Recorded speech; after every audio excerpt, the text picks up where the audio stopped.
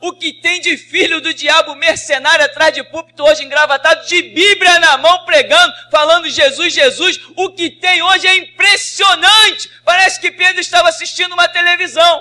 Impressionante, inigualável essa revelação. Amém. 1 Reis, no capítulo 3, a partir do verso 2, diz assim: Ainda não havia sido edificado um templo para Jeová, o nome do Eterno, e por este motivo o povo ainda continuava oferecendo sacrifícios em vários altares nos montes. Salomão amava a Jeová, o nome do Senhor, o que demonstrava mediante suas atitudes e modo de andar, de acordo com as orientações de seu pai Davi, mas também oferecia sacrifícios e queimava incenso nos lugares sagrados, nos montes. O rei Salomão foi a Gibeon para lá oferecer sacrifícios, porquanto ali se encontrava o principal lugar sagrado, e ofereceu naquele altar 1000 holocaustos queimados. Em Gibeon, Jeová apareceu em sonho a Salomão durante a noite. Deus disse: Pede o que desejares, e eu te darei. Ao que Salomão respondeu: Tu demonstraste uma grande benevolência para com teu servo Davi, meu pai, porque ele caminhou diante de ti em fidelidade, justiça, retidão de coração para contigo. Tu mantiveste prodigiosa misericórdia para com ele e lhe concedeste um filho que hoje se assenta no seu trono. Agora, pois, Jeová, Senhor, meu Deus, constituíste rei a teu servo em lugar de meu pai Davi, mas eu não passo de um jovem que não sabe liderar.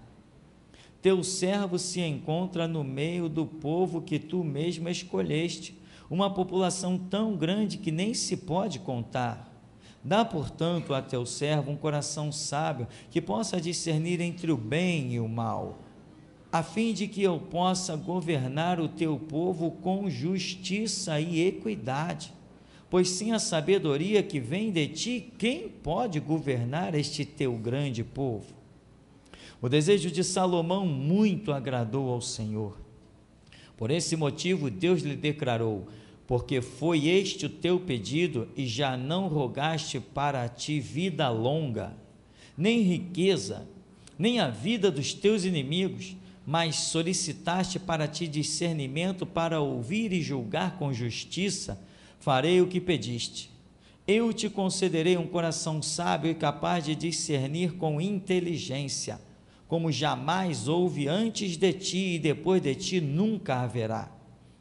Também te dou o que não pleiteaste, riquezas e glória, de modo que durante tua vida não haverá rei semelhante a ti.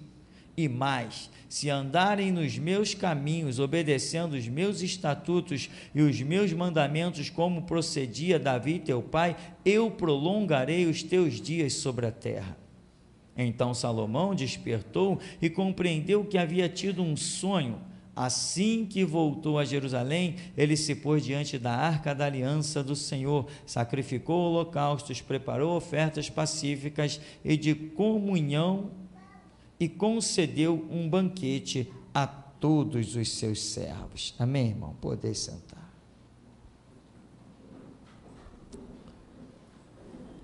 A grande sabedoria de Salomão, que diz que pessoas vinham de vários lugares para ouvi-lo, e Jesus mesmo diz, a rainha de Sabá veio do Oriente para ouvir a sabedoria de Salomão, do Oriente ou do Ocidente. Então, Salomão realmente era um fenômeno, ele conseguia discernir as coisas de uma maneira muito tremenda. As pessoas se admiravam da maneira como os servos de Salomão andavam, as roupas que eles usavam. Quer dizer, não eram coisas aberrativas, eram coisas bonitas, eram coisas que chamavam a atenção. A maneira dos servos de Salomão sentar à mesa, quer dizer, eu diria que com Salomão começaram as mais brilhantes etiquetas, porque isso chamou a atenção da rainha de Sabá, isso está escrito, alguns detalhes tão tremendos, gloriosos, mas, irmão, nada acontece no momento que acontece. As coisas têm história, têm antecedentes. Vê que diz logo no começo, que, no verso 3, que Salomão, o que Salomão fazia? Amava ao Senhor. Quando você ama alguém, você busca aproximar-se desse alguém. Você busca se envolver com os interesses desse alguém. Busca ajudar, busca se dispor. Amém? E busca ajudar e se dispor sem interesses pessoais. Foi o que fez Salomão. Salomão, o que você quer? Imagina Deus olhando assim, ele vai pedir ouro e prata. Vamos fazer de conta que Deus não era onisciente. Salomão, o que você quer? Deus olhou logo para um baú de ouro assim, já sei o que ele vai pedir. Faz de conta, né, irmão? Especulação total, sem sentido, mas especulação. Por quê? Porque seria o que normalmente se pede. Eu quero ouro, eu quero prata, eu quero riqueza, eu quero poder, eu quero viver 500 anos. Salomão não se preocupou com quanto tempo fosse viver. Não se preocupou com a riqueza, não se preocupou com o que fosse comer. Não se preocupou com as guerras, não teve medo dos inimigos, não pediu a morte dos inimigos. Imagina, você está diante de Deus que te diz: pede o que você quiser, o que você vai pedir? Caramba! Salomão teve tudo aquilo que ele não pediu, e ainda mais o que pediu. Sendo que o que ele pediu, ele não imaginou que fosse transcender a tal ponto, porque Deus ainda diz assim para ele: olha, eu vou te dar sabedoria de uma maneira, ele não pensou nisso, Salomão não pensou nisso, que antes de ti, ninguém teve sabedoria tal como você vai ter, e depois de você, ninguém terá a sabedoria que você tem, que eu vou te dar. Salomão pediu isso? Não, Salomão não pediu isso. Salomão pediu sabedoria para governar o povo de Deus. Salomão conseguiu desejar o que Deus desejava. A orientação do seu povo. Foi o que Salomão desejou. Ele falou assim: eu sou jovem, como que eu vou governar esse povo todo?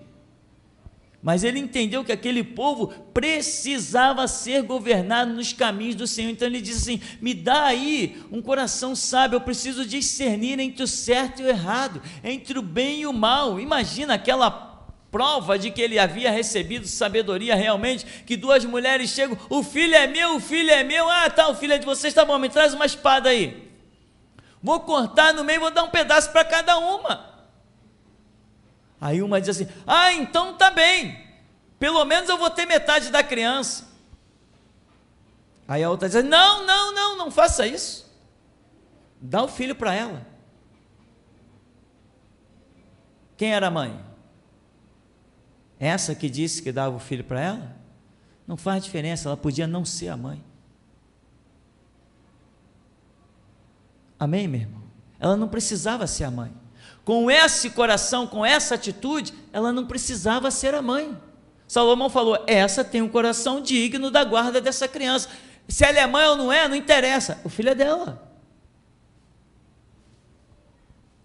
O que Salomão viu, estava querendo saber ali, não era verdadeiramente quem era a mãe, mas quem tinha um caráter para cuidar de uma criança. Amém, meu irmão? Quem tem caráter para cuidar de uma criança, mesmo não tendo filho, vai ser chamado de pai. A sabedoria que vem do alto, ela é tremenda. Os conquistadores não são os que têm armas. Conquistador é quem tem a sabedoria que vem do alto. Mas Salomão recebeu algo que eu costumo dizer, nem Jesus teve o que Salomão recebeu. Porque a Bíblia diz que o verbo se fez carne. Então Deus, o Deus vivo, a segunda pessoa da Trindade, o Filho de Deus, se fez homem. Se ele se fez homem como homem, ele não teve o que Salomão teve.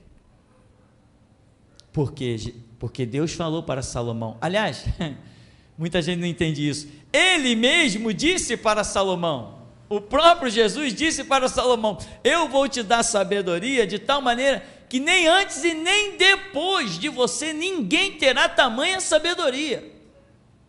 Então mesmo quando o próprio Cristo, o verbo fez-se carne e habitou entre nós, nem ele teve essa sabedoria. Ele andou na revelação do Espírito e foi uma glória, mas aquilo que ele disse que daria a Salomão e que ninguém teria, ora, se cumpriu, não resta a mínima dúvida, né? Então, você, se Deus se manifestar diante de mim e de você, ei, você aí, Senhor, o que você quer? Pede agora, que eu vou te fazer. Pera aí, deixa eu pensar. Salomão não pensou, ele já sabia o que ia pedir, ele não teve dúvida. Por que ele não teve dúvida? Porque ele, verso 3, você não decorou, se você não decorou, eu vou ter que voltar lá, é capítulo 1 Reis, capítulo 3, verso 3, Salomão amava ao Senhor. Se amava, ele estava envolvido com o Senhor. Então, ele sabia o que o Senhor queria. Ora, Davi governou aquele povo, e as histórias todas que vêm desde tempos antigos, Salomão ali sendo criado no palácio, tem o profeta Gate, tem o profeta, aquele que fala do pecado de Davi, Natã, profeta Natã, e Salomão está sendo criado ali, irmão. Salomão está ouvindo muita coisa, Salomão está absorvendo muita coisa, e o resultado, Salomão acaba amando ao Senhor, ele vai e oferece 1000 holocaustos, e tem mais, não tinha um lugar específico para adorar, Salomão não se preocupou com isso. Muita gente diz assim, não tem igreja para ir, vou ficar em casa mesmo. Não, Salomão diz aqui que não havia uma casa ao Senhor, mas Salomão conseguiu amar ao Senhor mesmo sem ter uma casa para ir, e ele amava ao Senhor, ele se apaixonou pelo Senhor, e ele foi posto no trono, e quando ele é posto no trono, ele está oferecendo holocaustos, mesmo sem ter uma casa. O povo oferecia holocausto em vários lugares, e Salomão diz assim, eu vou construir a casa do Senhor. Por quê? Porque ele amava a Deus. Quanto tempo Salomão ficou construindo a casa do Senhor? 20 anos, e a casa dele estava lá de qualquer jeito.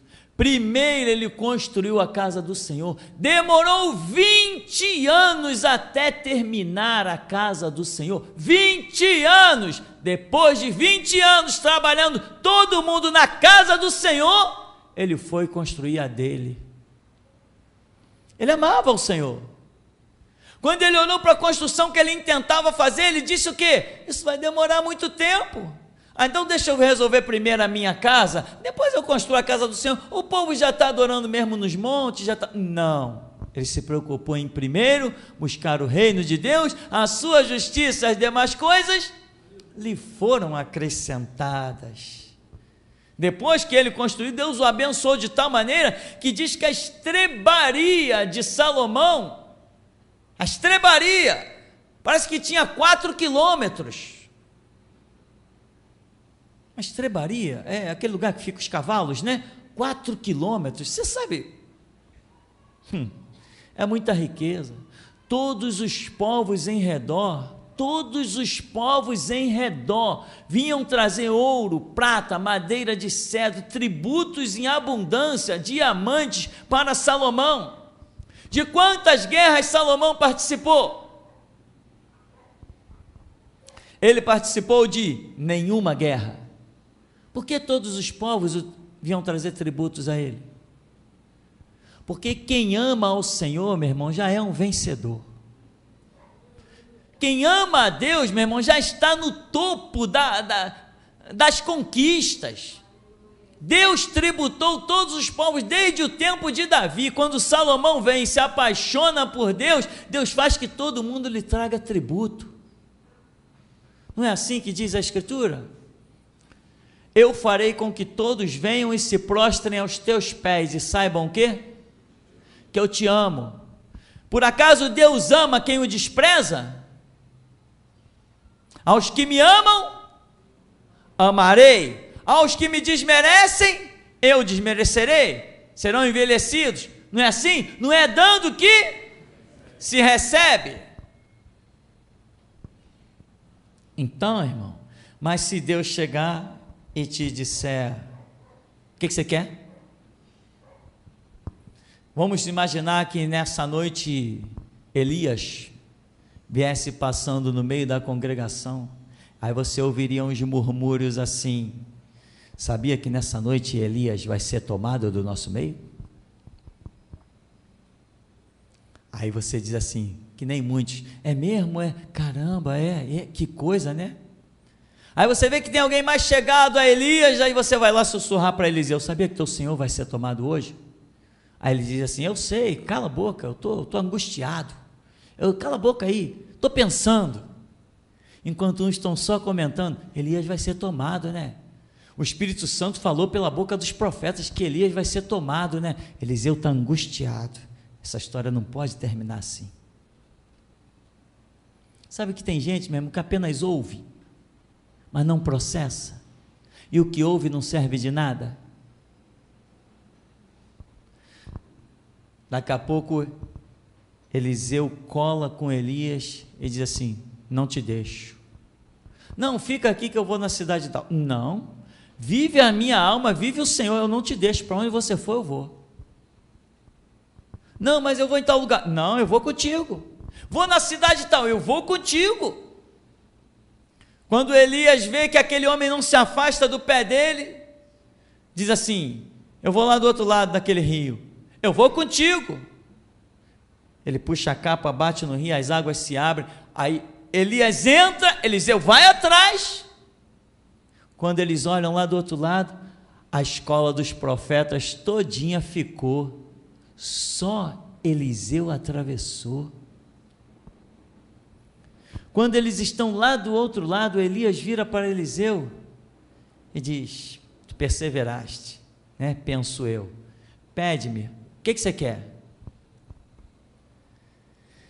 Eliseu olhou, ele já vinha ruminando há muito tempo, ele não titubeou, ele sabia o que queria. Sabe, irmão, nós na vida espiritual, nós temos que saber o que queremos. Você não pode hoje querer uma coisa e amanhã querer outra. Você nunca conclui nada. Você tem que dobrar, calejar os joelhos, pegar um objetivo com Deus e persegui-lo até que ele se cumpra. Quando ele se cumprir, você vai atrás lá no teu canto e acha outro e vem e persegue até que se cumpra. Tem gente que quer abraçar o mundo com os braços e com as pernas, não realiza nada. Não realiza nada, querem ser os sábios da vida. Eu conheci até um que se tornou pastor, mas queria abraçar o mundo, não entendia que ele tinha que jogar numa determinada posição, ele queria fazer tudo que Deus não mandou fazer, acabou que perdeu tudo, nem o que ele tinha para realizar não realizou. Hoje é um desviado. O que você quer, Eliseu? Eliseu não discutiu, eu quero a porção dobrada do Espírito que está sobre ti. Elias falou assim, o quê? Poxa, eu pensei que eu pudesse fazer alguma coisa por você, mas não posso. Você pediu coisa além do meu poder. Você pediu coisa além das minhas expectativas. Ele poderia dizer assim: me abençoa para que eu seja rico na terra. Me abençoa para que eu possa fazer as coisas que você faz. Você já ressuscitou mortos, você já multiplicou azeite, você já fez riquezas dentro de casas, eu queria as coisas. Não. Elias leva um choque e diz: poxa, tu pediste uma coisa dura, grande demais. Você pediu uma coisa grande demais, eu não vou poder fazer. Aí na hora Elias recebe um sinal.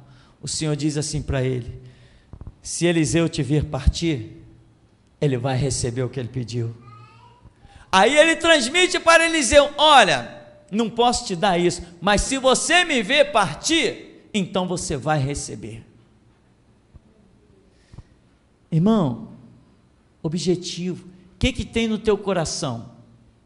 O que está no teu coração vai gerar o teu pedido a Deus, e vai gerar o tipo de oração que você faz, e vai gerar o tipo de resposta que você vai obter, e vai gerar o tipo de vida que você vai ter, e vai gerar o tipo de vitória que você vai ter, e vai gerar o tipo de ministério que você terá, e vai gerar o quanto da glória de Deus você verá. O que está dentro de você? Diz que Salomão amava a Deus. Quem ama a Deus não está olhando para a riqueza. Quem ama a Deus não é um pobre coitado atrás de míseros salários. Quem ama a Deus não está preocupado com o que vai comer amanhã. Quer vivamos, quer morramos, somos do Senhor. Quem ama a Deus não está preocupado não, meu irmão. Olha o que aconteceu com Israel. Aquele povo amava a Deus? Que nada. A Bíblia diz que eles eram um povo de dura cerviz e obstinado de coração. O Senhor diz assim: todo tempo eu estendi a minha mão a um povo rebelde. Desde que eu os tirei do Egito, tudo que eles apresentaram para mim foi coice, foi rebeldia. Em determinado momento Deus disse assim: Moisés, sai do meio desse povo, eu vou destruir todo mundo e de você eu farei uma nova nação. Aquele povo só sobreviveu porque Moisés intercedeu a tal ponto de dizer: não, se tu vai acabar com esse povo, me mata também. Aí Deus diz assim: tá bom, Moisés, tudo bem, eu vou deixar esse povo vivo, mas eu não ando mais no meio deles. E aquele povo tinha Deus no coração? Não, aquele povo não tinha Deus no coração. Aquele povo, o desejo dele não eram as coisas de Deus. Se fosse as coisas de Deus, quando eles tiveram sede, ao invés de apedrejar Moisés, como chegaram a apedrejar, murmurar, gritar, espernear, se eles amassem Deus, se o desejo deles fosse em Deus, na hora daquela dificuldade, sabe o que eles teriam feito? Teriam ido buscar Deus, mas não foram.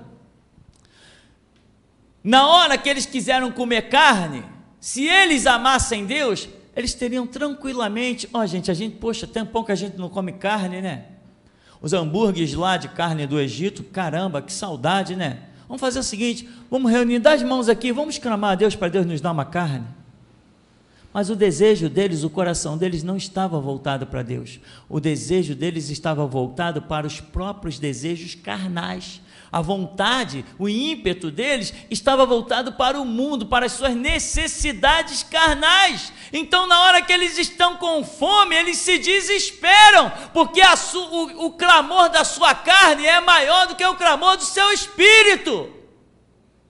Salomão não, o clamor do espírito de Salomão é superior ao clamor da sua carne. Então ele não pede riqueza, ele não pede ouro, ele não pede prata, ele pede Deus. Ele diz: eu quero sabedoria. Para quê? Para governar esse povo. Mas e a comida? Não quero saber de comida. E as riquezas, eu não quero saber de que riqueza. E os exércitos, eu não quero saber de exército. Eu quero saber de ter a graça que tu deste ao meu pai Davi para governar esse povo que é teu. Jesus passou no caminho e o homem: Jesus, filho de Davi, tem compaixão de mim.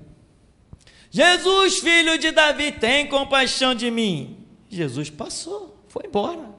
Mestre, mas esse cara não para de gritar. Cala a boca aí, homem. Chama ele lá.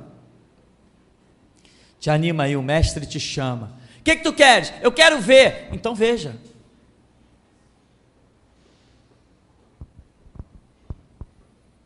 Vamos repetir a pergunta. O que tu queres? Vamos mudar a resposta. Eu quero ser cheio e transbordante do teu espírito. Então seja. Entende, irmão? Pedis, pedis e não recebeis, porque pedis mal. Como diz a Escritura, agrada-te do Senhor e Ele satisfará o desejo do teu coração, mas não é o desejo carnal. Porque quem se agrada, como o verso diz, agrada-te do Senhor, quem se agrada do Senhor não tem desejo carnal, só tem desejo espiritual. Quem se agrada do Senhor não está preocupado com o ouro e com a prata. Quem se agrada do Senhor não está preocupado com a casa própria nem com o carrinho, esse monte de metal em cima de 4 pneus de borracha. Quem se agrada de Deus não está preocupado, minha casa que eu preciso alugar para ganhar dinheiro. Quem se agrada do Senhor, meu irmão, não está preocupado com nada que esse mundo ostenta. Então, agrada-te do Senhor, Ele satisfará o desejo do teu coração, mas quem se agrada do Senhor, se agrada das coisas espirituais, elas estão na sua mente prioritárias, elas estão em primeiro lugar. O que diz o Senhor Jesus em Mateus 6,33? Buscai primeiro o reino de Deus, que é invisível, e a sua justiça, e as demais coisas serão acrescentadas. Ora, Salomão já tinha esse espírito há muito tempo, Salomão já tinha esse ensinamento há muito tempo. Por quê? Porque ele amava ao Senhor, e quem ama ao Senhor, ama a sua justiça e o seu reino em primeiro lugar. O Senhor Jesus, quando os discípulos disseram: Senhor, nos ensina a orar. Então tá bom. Pai nosso que está no céu, santificado seja o teu nome, venha a nós o teu reino. Seja feita a tua vontade. O pão nosso de cada dia nos dá hoje. O que é o pão nosso de cada dia que nos dá hoje? É comida? Como que o pão nosso de cada dia, ainda sei lá quantos anos pela frente, nos dá hoje? O que Jesus disse? Eu sou o pão vivo que desceu do céu. Aquele que de mim se alimenta, jamais terá fome. Então Jesus não está ensinando uma oração carnal, Ele está ensinando algo espiritual. O pão nosso de cada dia nos dá hoje. Venha o teu reino, seja feita a tua justiça, assim na terra como no céu. Ora, essa oração ensinada por Jesus não tem pedido de ouro, não tem pedido de prata. Então por que nós dobramos os nossos joelhos para pedir aquilo que não fomos ensinados a fazer? Quantas vezes precisaremos acordar naquilo que já está escrito há 2000 anos? Jesus falou assim: o reino de Deus é tomado por esforço. Tem muita gente se esforçando e muito, acordando de madrugada e dormindo na outra madrugada, se esforçando e muito, em busca do dinheiro, em busca de um bom negócio, mas pouquíssimos estão se esforçando em busca de ser cheio do Espírito Santo, em ter a sabedoria que vem do alto, em ter realmente a sua língua como a pena de um destro escritor. Meu irmão, a tua riqueza não livra ninguém do inferno, Mas se tiver a sabedoria do Espírito em você, com uma palavra, você quebra as correntes do diabo no pescoço das pessoas, no tornozelo, nas mãos, você parte algemas, grilhões, cadeias, com a palavra do Todo-Poderoso, não é com ouro e com prata. E é por isso que nesse ministério nós não frisamos, irmão, seu dízimo, irmão, meu irmão, seu dízimo é problema seu, meu irmão, com Deus. Seu dízimo não é problema desse ministério, esse ministério não tem nada a ver com o seu dízimo. Seu dízimo é problema teu com a palavra do Deus que você diz servir, não tem nada a ver comigo, nem me interessa. Nem me interessa, não tem papelzinho de dízimo, eu não quero saber quem dá dízimo, quem deixou de dar, isso não me interessa. Agora, me interessa sim que se cumpra o que é o desejo do meu coração, quando eu estou lá no meu cantinho junto com o meu Jesus e digo assim, Senhor, é noite de culto, dá-nos a tua palavra. Não tem oração, Deus, que o teu povo oferte grandemente, porque eu estou precisando de dinheiro. Que estou precisando de dinheiro, meu irmão? O que eu preciso eu tenho, que é Deus. Isso é o que nós precisamos, isso eu tenho, não preciso de mais nada, porque tendo Deus, Ele me deu todas as outras coisas, tal qual Ele disse para Salomão, Ele cumpriu na minha vida, tal qual o Senhor Jesus falou, cumpriu-se na minha vida. Ora, quem tem Deus não tem falta de nada, meu irmão, pode atravessar o deserto, porque a nuvem vai te cobrir, deixa vir a noite, porque a coluna de fogo vai estar te esperando. Então, irmão, você está pronto? Você ama ao Senhor? Aquele que tem os meus mandamentos e os guarda, é esse que me ama. Você ama ao Senhor? Está envolvido, entrelaçado com a sua palavra? Se Jesus, quando uma pessoa para conversar contigo, o que flui? Se alguém crê em mim, segundo as Escrituras, rios de águas vivas fluirão do seu interior. Se alguém para conversar contigo, esse rio flui. Então, se Jesus parar diante de você e te perguntar: que queres que eu te faça? Esse rio também vai fluir diante de Jesus.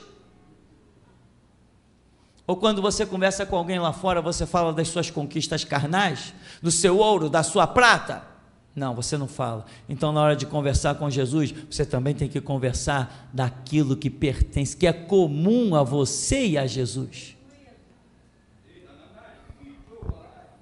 E você sabe que os que confiam no Senhor renovam as forças, sobem com asas de águia, corre e não se cansa, caminha e não se fadiga. Meu irmão, se Deus não tivesse na tua vida, você não subiria mais esse morro. E digo mais, se Deus não tivesse na minha vida, você não subiria mais nesse morro. Se Deus não tivesse passeando no meio dos candeeiros de ouro nesse lugar, você não subiria mais esse morro. Nem teria saído de onde você saiu. Mas tem pessoas que não estão prontas. O povo no deserto não estava pronto. João, quem são esses de vestes brancas salpicadas de sangue? Ah, Senhor, tu sabes. Ora bolas, que eu sei, João, estou perguntando a você. Ele bem que merecia essa resposta. Se perguntou, é porque ele deveria ter dado a resposta. Não estava tão pronto quanto parecia estar. Ele que tinha que ter o discernimento de dizer: Senhor, esses são os que virão da grande tribulação. Ele não disse, ele não estava tão pronto quanto parecia. É que nem Pedro naquele episódio: eu morrerei por ti. Que nada, rapaz. Antes que o galo cante 3 vezes, tu vai me negar? Não vou negar. Então espera o galinho cantar. Deve ter sido um garnizé, traumatizou Pedro. Eu costumo dizer que depois, aonde ele ia visitar os irmãos, ele perguntava logo: tem galo lá? Tem uns garnizézinhos lá, então não vou. Tinha pavor de ouvir galo cantar. Até que Jesus chegou e disse: Pedro, tu me amas? Pedro, tu o quê? Senhor, eu te amo. Tá. Pedro, apacenta as minhas ovelhas. Ah, tu me amas? Apacenta as minhas ovelhas? Pedro, tu me amas? Senhor, te amo. Então apacenta as minhas ovelhas. Ora, Pedro, você acha que eu sou um trouxa, Pedro? De botar o que eu mais amo aos cuidados de qualquer um? Pedro, tu me amas? Pedro se contraiu, se entristeceu e disse: Senhor, tu sabes todas as coisas, tu sabes que eu te amo. Ah, então agora eu estou, tá bom, Pedro, eu estou convencido, agora então apacenta as minhas ovelhas. Jesus não põe o rebanho dele na mão de qualquer um, não, meu irmão. Se foi o teu Deus, o Criador dos céus e da terra, que te trouxe aí para me ouvir, então é porque eu amo Ele. Estou disposto a morrer por esse amor. Por isso eu digo, não sou qualquer um, sou o melhor de Jesus Cristo sobre a terra, sou alguém apaixonado por Ele. Por isso não te exploro, por isso não te engano, e tudo quanto recebi do meu Pai, vos tenho feito conhecer. João, quem são esses que vêm da grande tribulação? Esses aí, João, são os que vêm da grande tribulação, que branquearam as suas vestes no sangue do Cordeiro, não amaram as suas vidas. Ah, Senhor, tá bom, agora eu entendi. Quando Jesus te faz uma pergunta, meu irmão, é porque Ele espera a tua resposta. Você tem que estar afinado, mais do que a aparência do que os homens julgam. Todo mundo podia julgar que João estivesse no máximo patamar, arrebatado na ilha de Pátmos, mas quando Jesus chega, quem são esses? Eu não sei, tu sabes. Quando Jesus chegar diante de ti, meu irmão, e fizer alguma pergunta, dê a resposta. Dê a resposta. Não pode ser não sei. Se ele perguntou, ele espera uma resposta. Anda com ele, que você saberá a pergunta para todas as respostas. A resposta para todas as perguntas. Você vai saber se você andar com ele. Tudo que alguém perguntar, o Espírito vai te soprar. Tudo. Eu disse tudo. Eu disse tudo. Eu falei tudo. Ah, então, pastor, nós sabemos todas as coisas? Não, nós não sabemos nada, mas Ele sabe tudo. Anda com Ele, se apaixone por Ele, ame-o. Tem que amá-lo, se apaixonar. Aquele que tem os meus mandamentos e os guarda é esse que me ama, então eu tenho que devorar a Bíblia, eu tenho que entender o que Ele diz, desde a criação do mundo até a sua consumação, porque não há Deus como o Senhor, que desde o princípio já anuncia o fim.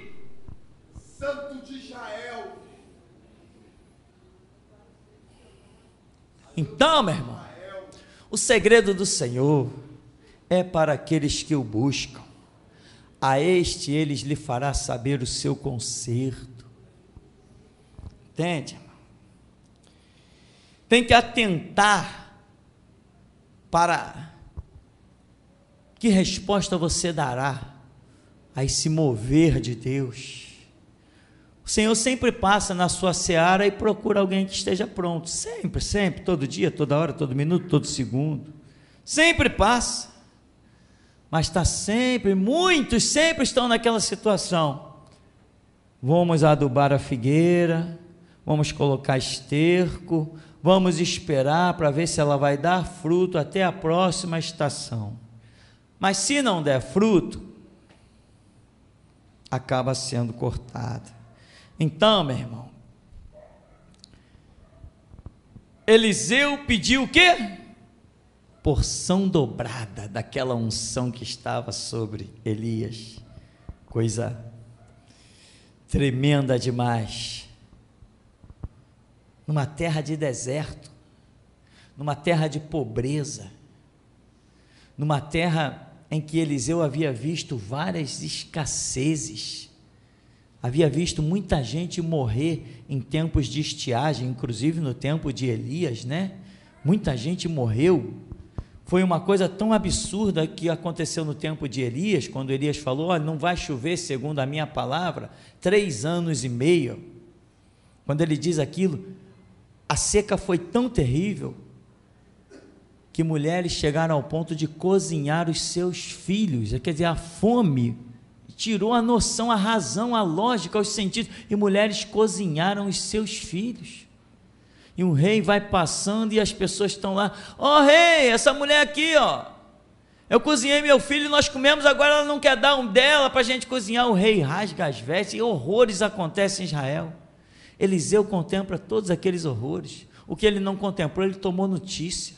E no entanto, na hora que ele diz assim: poxa, eu posso me livrar das próximas catástrofes que existirem em Israel, eu vou pedir que a minha terra seja sempre fértil, eu vou pedir que a minha plantação sempre multiplique, que a minha colheita seja sempre farta. Não, ele não se preocupou com isso. A sua maior intenção foi ser um homem cheio do Espírito Santo. Ele não estava preocupado se ele ia ser um pobre, ele não estava preocupado se ele ia comer coisas baratas, ou ia viver numa certa escassez, como ele atravessava de um lado para o outro, morava numa choupanazinha no alto de um morro lá em Samaria, o exército lá o cercou, e Geazi sai desesperado: Senhor, estamos cercados. Mas ele tinha pedido antes porção dobrada. Então, quando Geazi diz estamos cercados, porque Geazi era voltado para o ouro e para a prata, lembra? Que pegou a lepra de Naamã, passou para ele. Quando Geazi, com a visão carnal, aquele homem carnal diz estamos cercados, o que faremos? Estamos perdidos. Eliseu, que tinha feito o pedido correto, ele olha e diz assim: Senhor, tem misericórdia dele, abre os olhos dele, para que ele veja que maiores são os que estão conosco do que os que estão com eles. Meu irmão, você precisa saber o que vai pedir, para quando você cair no campo de batalha, quando os exércitos se cercarem, você saber sempre que a vitória é daquele que pertence ao Senhor. Você precisa ter isso. Então, meu irmão, geração de Jesus Cristo não é um lugar para você buscar ouro e prata. Aqui não tem corrente da riqueza, do empresário, nem tem campanha da prosperidade, porque nós entendemos que aquele que recebe a palavra, recebeu todas as coisas. Na palavra tu serás curado se tu creres, e verás a glória de Deus. Na palavra o pão da tua mesa vai se multiplicar, e vai sobejar os 12 cestos. Na palavra a sua enfermidade desaparece, o teu Deus diz: não temas que eu sou contigo, não te assombres, eu sou teu Deus, eu te tomo pela tua mão direita e te digo, te esforço, eu te esforço. Quando você tem a palavra, o Senhor diz: tu és meu, eu estou em ti, tu estás em mim, somos um no Senhor pelo vínculo da sua palavra. É com a palavra dentro de você, com a unção, a graça do Espírito, que Jesus fará de você uma fonte transbordante e poderá fazer com que muitos cheguem até você para saciar a sede, para se alimentar. Se riquezas, meu irmão, resolvessem alguma coisa, não haveriam mais problemas no mundo, não haveriam mais problemas.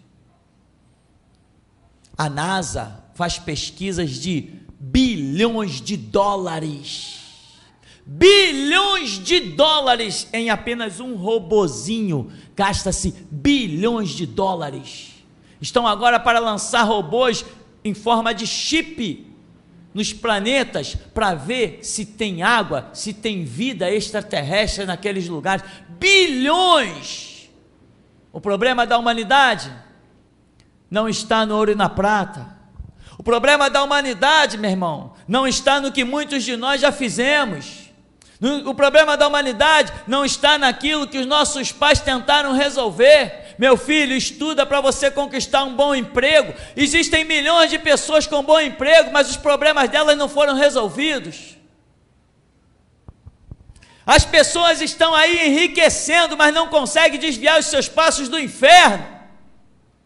As pessoas estão enriquecendo, mas ainda continuam sendo aprisionadas por Satanás. O que tem de gente rica por aí, aprisionada dentro dos seus apartamentos, com aquela doença, como é que chama? Depressão. O dinheiro não resolve, meu irmão. O dinheiro não resolve. Jesus Cristo não estava carregando ouro e prata quando uma mulher se aproximou dele com uma hemorragia de 12 anos. Não foi, ele não disse: eu tenho aqui um dinheiro, vai procurar os médicos. Não, médicos ela já tinha procurado, ela já tinha gastado tudo que tinha com os médicos, mas ele tinha algo diferente. Não estamos aqui para ter o que o mundo tem, estamos aqui para ter o que o mundo não tem. Não estamos aqui para buscar o que o mundo busca, estamos aqui para buscar o que o mundo não busca, o Espírito da verdade, que Jesus Cristo disse: Ele estará convosco, Ele vos guiará em toda a verdade, porque Ele estará em vós, o Espírito que o mundo não pode receber, mas vós o recebereis, estará em vós. A que viestes, o que vieste buscar? Jesus, a minha situação está apertada, eu vim aqui nessa noite na tua casa para o Senhor me abençoar, me abrir os meus caminhos. É mesmo? Nesse momento, dentro dos terreiros de macumba, tem milhões de pessoas fazendo essa mesma oração. Mas ninguém está fazendo dentro de um terreiro de macumba a seguinte oração: ó Deus, eleva o meu cálice a ti, faze-o transbordar, dá-me da tua graça, do entendimento, da sabedoria, faze-me uma tocha viva do teu Espírito na terra dos mortais. Essa oração ninguém está fazendo. E se ela não for encontrada também em nosso meio, não será em lugar nenhum. Então, meu irmão, a sua mente não pode ser a mesma das pessoas que estão lá fora. Não tem como, é impossível. Então você tem que estar transbordante da palavra, afinado com o Senhor Deus, afinado com o Espírito Santo, porque um dia o Senhor se manifestou a mim, e Ele disse assim: olha, te apresentarei 3 pedidos, te apresentarei 3 pedidos, para que tu escolhas um. E ele me disse 3 pedidos, deixe-me ver se me lembro dos 3. Ele disse assim: que tu queres, se tu queres que até determinada idade eu te conceda vida, saúde, sem que você nunca conheça nenhuma enfermidade. E teve um outro que eu não me lembro, e o que eu escolhi, que ele falou assim: ou então, tu queres que eu conceda tamanho recurso à obra, ao ministério, de maneira que o ministério não tenha falta de nada. Irmão, eram 3 pedidos.